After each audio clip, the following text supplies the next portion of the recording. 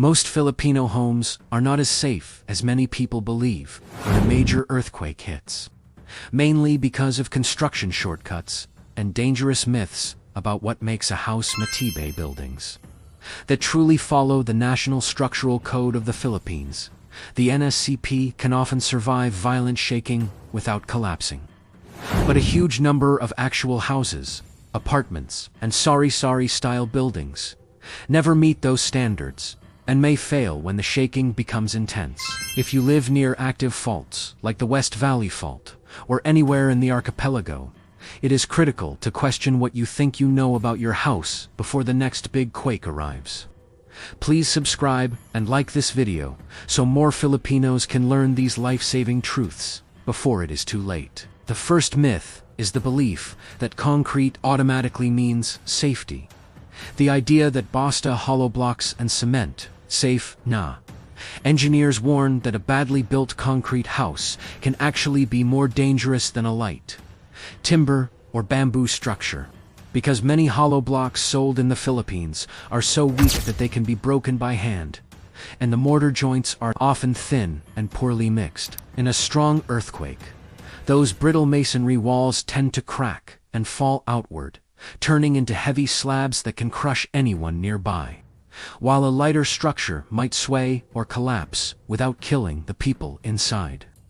What keeps a concrete house standing is not the material label, but the proper design, sufficient steel reinforcement, and good workmanship that follow the structural code from foundation to roof. The second myth is that a new house automatically means it is up to code, and therefore earthquake resistant.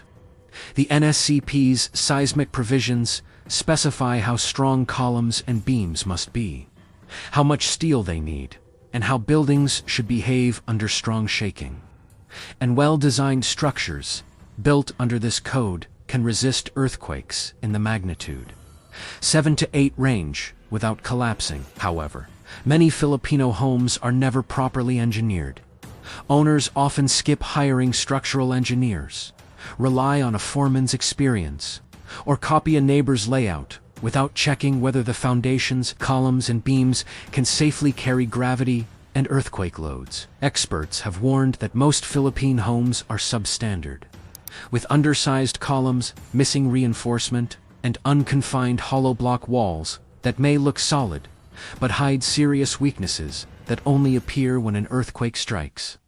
If this is helping you see your house differently, please hit like and subscribe so more families can understand these hidden risks. Another widespread myth is that high-rise condominiums will all collapse in a big earthquake, while small houses are safer just because they are low. Structural engineers explain that properly designed high-rise condos and office buildings in Metro Manila are usually built with shear walls, moment frames, and detailed reinforcement specified by the NSCP. And these systems are intended to sway and absorb energy without sudden collapse. Risk studies for the Big One scenario indicate that a large share of serious damage and collapse is expected in low-rise residential buildings and non-engineered structures, rather than in the best-designed modern towers. The real question is not whether a building is tall or short, but whether it was truly designed, detailed, and built under the structural code by qualified professionals. A fourth myth comes from the very common practice of building one floor first, then adding more later when there is money. Many houses start as single-story structures with small columns and shallow footings, and over time, owners add a second or even third floor without returning to an engineer to redesign the entire system. This unplanned vertical expansion overloads columns and foundations that were never meant to carry the extra weight, creating hidden structural weaknesses, even if the house looks fine from the outside. In a strong quake, failure often begins at overstressed columns or joints, and buildings that were gradually extended without proper calculations are at higher risk of partial or total collapse. If your home has been extended upward or sideways in this way, that is a serious warning sign that should be checked by a licensed civil or structural engineer or your city engineer's office. The next myth is that open ground floor parking is safe and modern. when in reality, it often creates what engineers call a soft story. A soft story occurs when the ground floor is much weaker or more flexible than the floors above it, such as in buildings where the street level is left open with only a few columns for parking or shops, while upper floors are filled with heavy masonry walls and concrete. Studies and numerical investigations based on NSCP criteria show that soft-story buildings are some of the most vulnerable structures in earthquakes, because the weak floor concentrates deforming forces and can suddenly give way, causing upper levels to pancake down. Many Philippine apartments and mixed-use buildings have this configuration, which looks attractive and practical, but can turn into a deadly trap when strong shaking hits. If your building has an open column-only ground floor with heavy, walled-in upper levels, you should ask whether an engineer has evaluated its earthquake performance, because this pattern is a known collapse mechanism worldwide. There is also a dangerous myth about what to do during the shaking itself.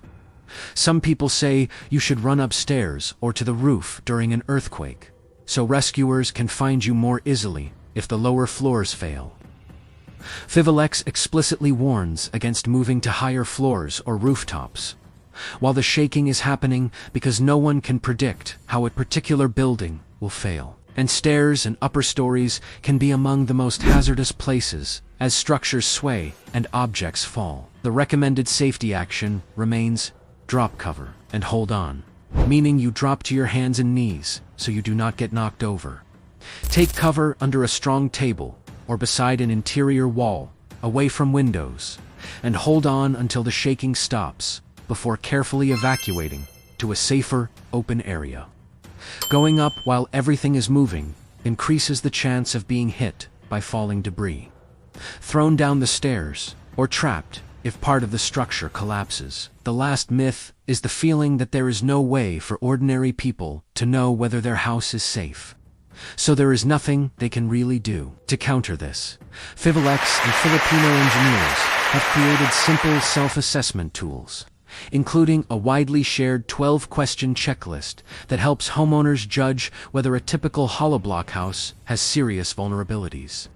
The questions cover points such as whether the house has a clear frame of beams and columns, rather than mostly unreinforced block walls, whether the columns are large enough and properly reinforced, whether the ground floor is much more open and weaker than the upper floors, whether the house was actually designed and checked by an engineer, and whether there are existing wide cracks from past earthquakes or settlement that were never properly repaired. Local disaster risk offices and construction guidelines also provide drawings of safer column layouts, beam column joints, and warnings against removing structural walls or cutting into beams to make extra doors and windows. Living on the faults is not a choice for Filipinos, but improving how houses are built and upgraded is something that can still be changed before the next big earthquake strikes.